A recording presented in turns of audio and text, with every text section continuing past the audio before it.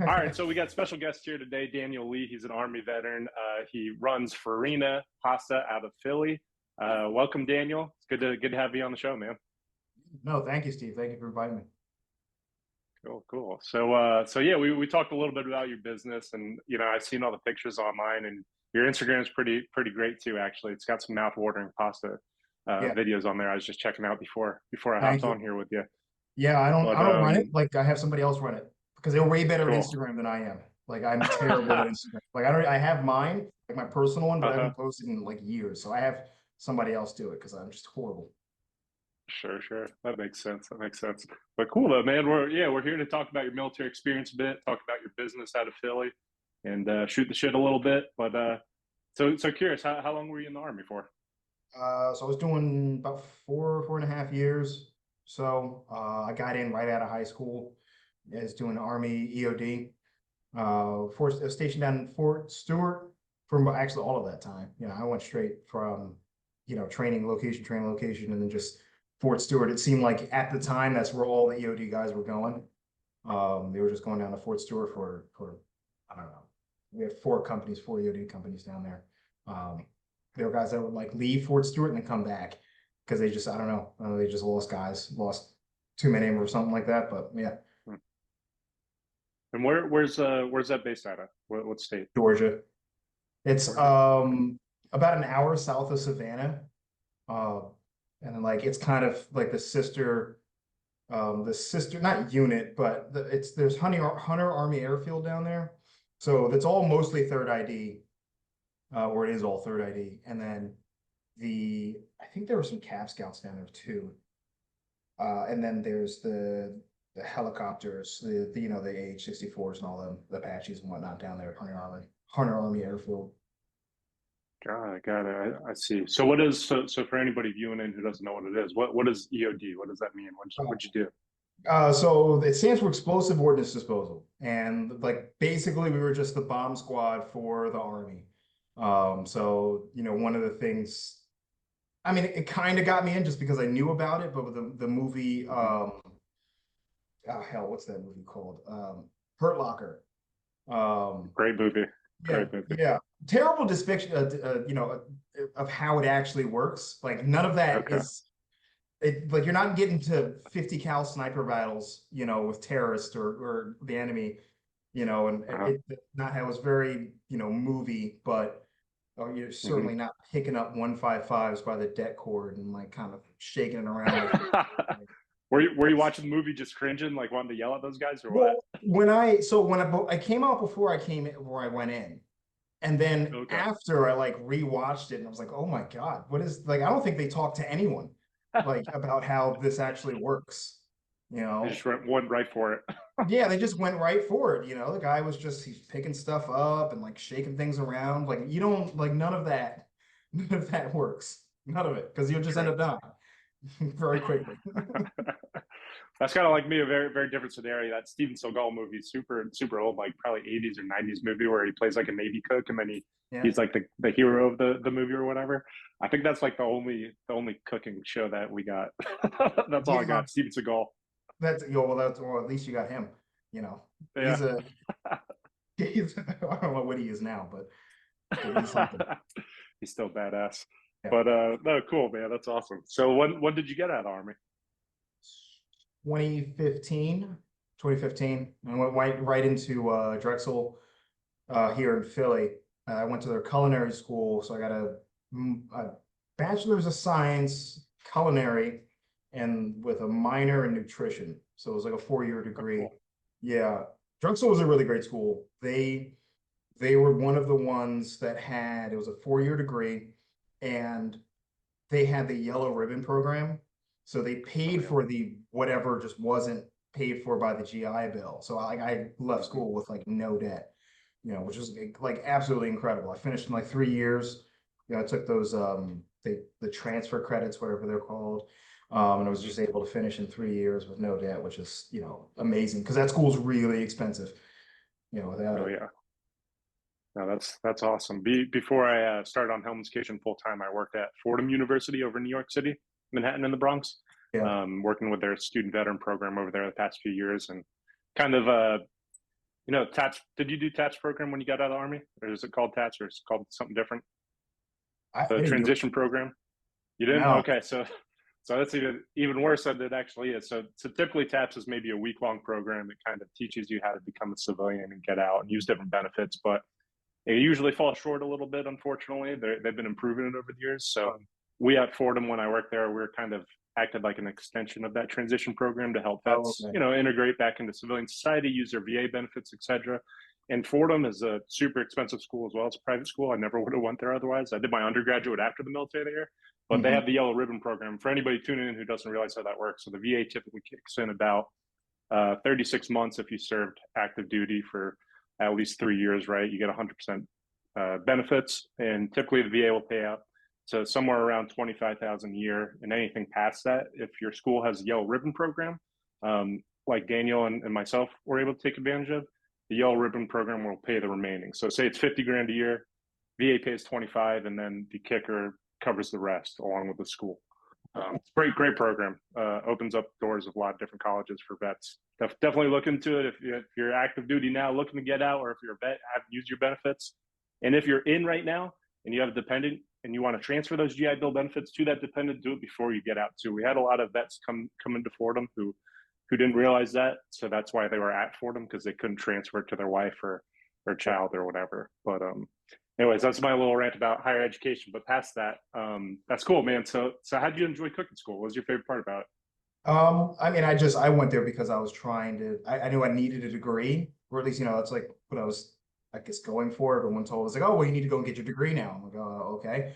Well, I've been cooking for a really long time, before the military, just at home, like kind of messing around and learning with my grandparents. My mom taught me a lot, on how to cook. And I figured like, okay, well, maybe I could just turn this into a career. Um, and they helped a lot. I mean, they did a lot of, obviously hands-on stuff. The school itself had a lot of connections. And that's where I was kind of inspired to even do like this concept that I have now. And that was through a pasta making class, so like I guess my favorite class probably was that pasta making class, because it kind of spurred everything in here, you know. Cool. And that was just simply, it's just all handmade pasta. We just sat around. The chef that was there taught us all like different parts or different types of pasta from different regions in Italy. And yeah, we were just making it and, trying it out with like a bunch of different sauces. Um, Cool. great It's program. awesome. So I guess along with that, what's your favorite pasta and what's your favorite sauce? Or Uh, top tier, I guess. Maybe you don't got a oh, favorite, but yeah. Yeah, I don't know if I have a favorite. There's a lot of them out there. Um, I don't I love a good pesto. Love a good pesto. It's fresh, it's light. It doesn't get cooked for like a really long time.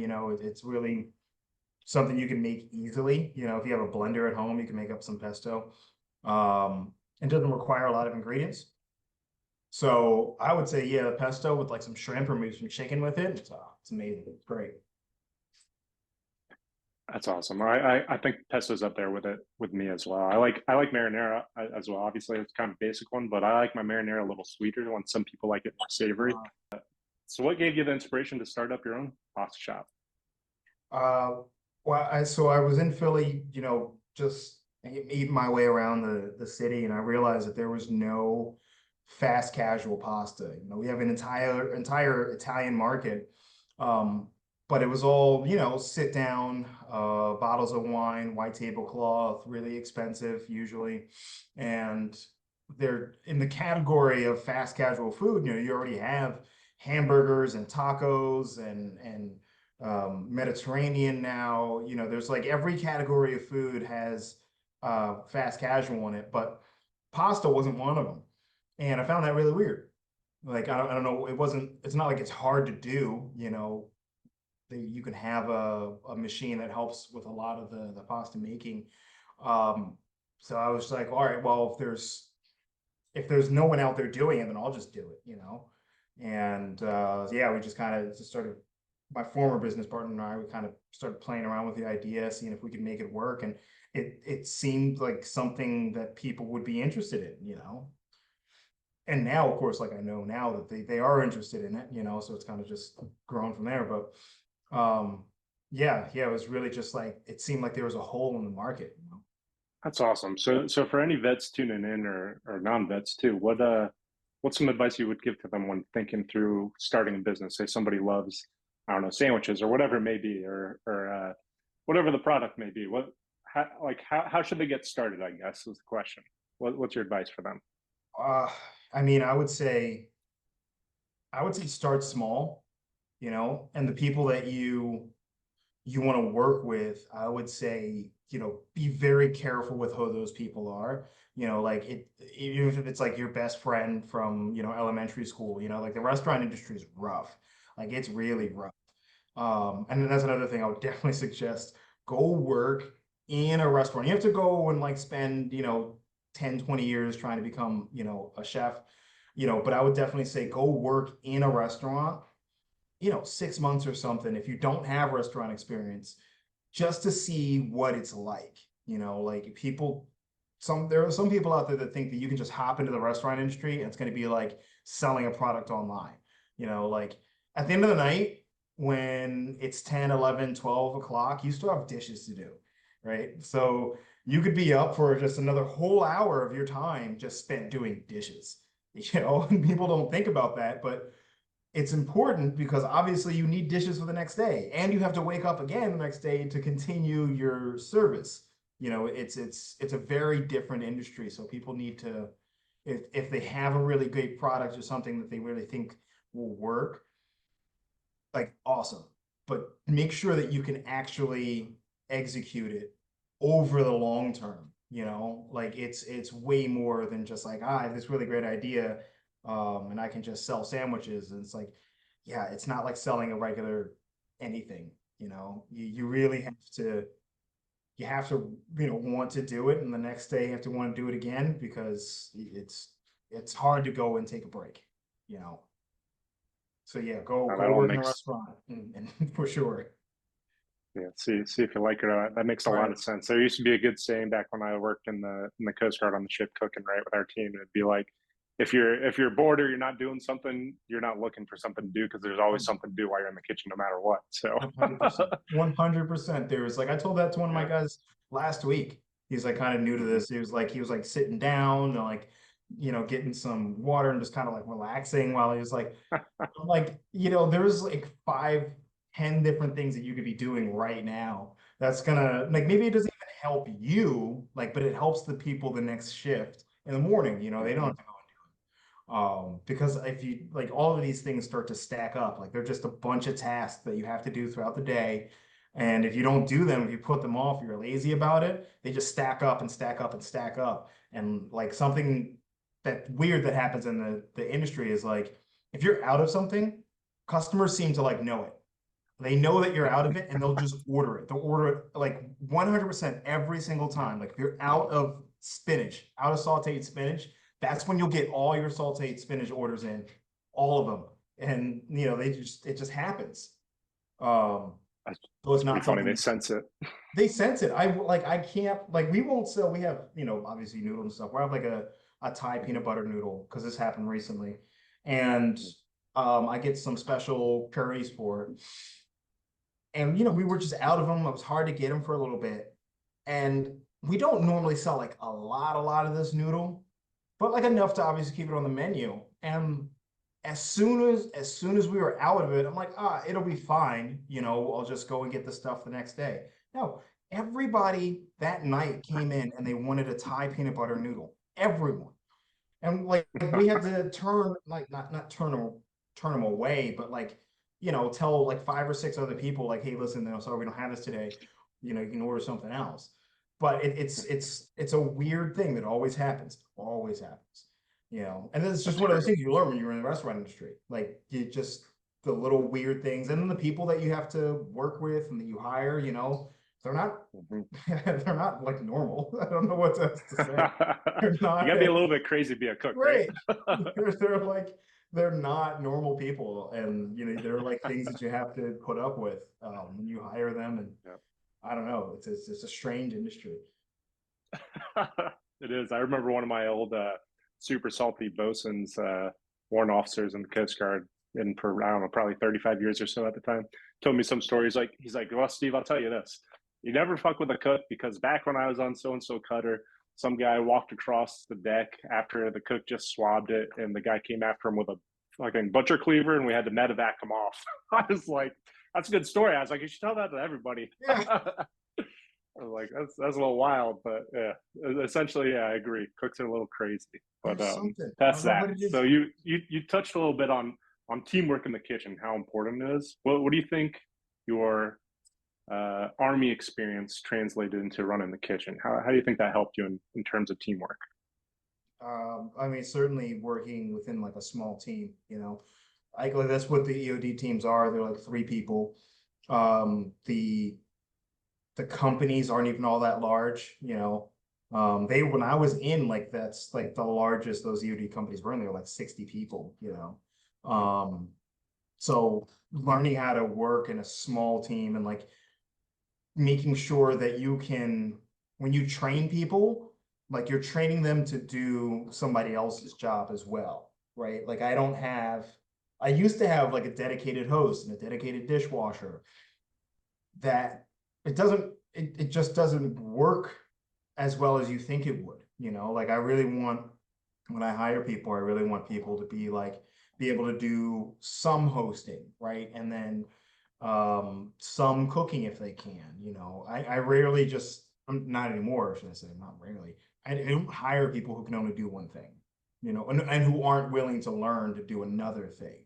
Because if it gets busy or if somebody calls out or I don't know, anything, and you're just like that, you're out of that person. Um, and then maybe you're just left with a person who can only do one job. So if you're left with that one person, then I'm the one that has to come in and fill in, right? And my time is spent, it's better spent doing other things, as the owner. So yeah, learning how to, cross train people and get people to work on do more things, work more efficiently, with less people is really, really, really, really helpful.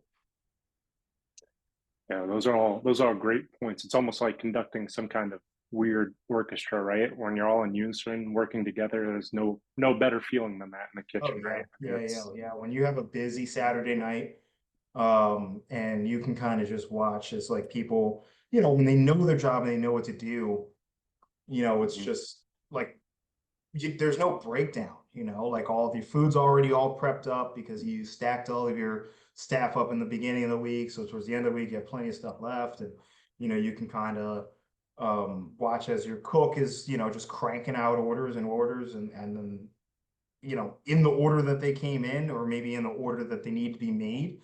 Um, you know, and then you have your person who's doing the hosting or prepping or whatever else they're doing. They're just getting the food out to wherever it needs to go.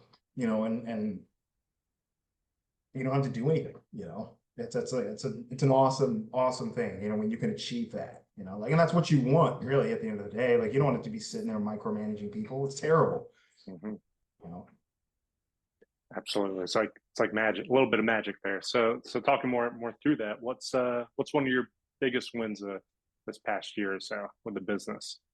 Honestly, I think one of the biggest wins has been keeping the restaurant afloat, like I don't have, like, it's just me as the owner right now. So, Hmm.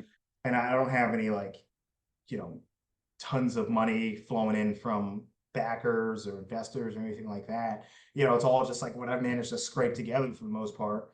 And when we got open in current location in 2021, September 2021, downtown Philly was a ghost town. You know, it was like there was no one was at work. Lunch was pretty like really slow. Like maybe you get like 5, maybe 10 people in for lunch, really, really, really slow. And that, obviously all these things are affecting, your bottom line, how much you can bring in and affects, how much, like how the restaurant's going to be able to survive because you have people to pay at the end of the day, and labor is your biggest one. So being able to, yeah, just keep it moving forward, keep bringing in new customers has been, yeah, that's really been it, you know.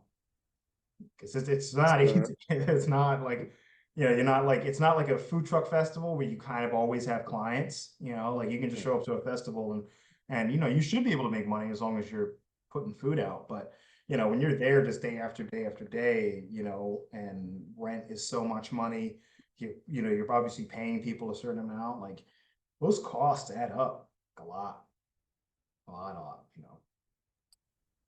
yeah, that all makes a lot of sense too. So if somebody's in Philly trying to go to your spot right now, explain the process. So I think you mentioned it's almost like the Chipotle of Italian food. Why don't you walk me through how a customer orders and how it works? Yeah. So so it is, it's like the Chipotle pasta, you know. You can select the type of sauce that you want, could be a marinara, bolognese, or maybe a pistachio pesto or vodka sauce. And then you select the type of noodle that you want. The like a pappardelle, which is like a wider fettuccine or rigatoni, or bucatini, and then any sort of add-ons you want, you know. So if you want to do that with chicken or shrimp or mushrooms, um, tomatoes, meatballs, you know, handmade meatballs. People really like meatballs. Um, and then, you know, you got yourself your own customized meal. And we have something that's there for just about everybody, you know, whether it be gluten-free. We got some gluten-free, really great gluten-free noodles, because we found that people were just like, it's very new to me. I never really seen this before, but people would walk into the restaurant, you know, seeing that it's a pasta shop, and they'd be like, "Well, do you have anything gluten free?" And I'd be like, "No," and then they just turn around and walk away. Like 10 years ago, nobody would ever really like you don't walk into a pizza shop and be like, "Well, do you have gluten free food here?" And it's like, "No, this is a pizza shop. This we have pizza here." But after a couple of times of that happening, I'm like, okay, fine, I'll get some gluten free noodles on the menu, and those seem to work out really well for people. And then vegan, vegetarian options. You know, that's a big one as well. A lot of people want to, you know, eat vegan or vegetarian. Uh, it's hard to find something that's not like bland, you know, or they like upcharge you just because it's vegan, you know, which like unless you're using like a really special ingredient that makes it like I don't know, like a cashew cheese, you know, which is usually really expensive. There's not really too much of a reason to upcharge somebody because it's a vegan thing, you know, because generally it would just cost you less ingredients to do. Um, but you know, people find a lot of value in being able to, you know, you bring the whole family there and everybody can kind of pick what they want, you know, and that seems to be a hot thing right now anyway. Wholly customizable food, you know. Yeah, absolutely. It's interesting. This past maybe 2 or 3 years, I've been messing around with a lot of plant-based vegan stuff myself, and it's almost like re-teaching myself how to cook in a way because Yep. there's so many different alternatives to different things where you replace certain things, and to your point, you don't want to make it taste bland or dry or different, right? So it's been fun learning it. It's been pretty interesting. But all right, so how do people find you? Where are you located at? What's your address? What's your website? Tell everybody. Yeah. We're located right downtown in the heart of Philadelphia, at 132 South 17th Street. We're kind of like down the steps, so people go looking for us. You know, we're not like on a like a regular storefront. Like that's going to be the next thing is to get to a next, you know, another bigger, brighter storefront. But we're kind of like down some steps, and then people will find us. The website is farinapastaphl.com. We offer catering through that website, or people are able to like reach out and contact us or contact me about catering. And the Instagram, which I suggest people go look at, is at Farina Noodle, and that's on Facebook and Instagram. Yeah, but we're mostly we're Perfect. on Instagram. Cool. That's right. And I mentioned you guys' Instagram feed is great. So whoever you hired to do that, kudos to them. Yeah, So yeah, food she does a looks great job. tantalizing. Awesome, though, Daniel. Well, it was a pleasure having you on, man. Anybody in Philly or going through the area, go check out this guy's pasta shop. I know I will once I'm in Philly. It was good having you on, man. Awesome. Thank you so much, Steve.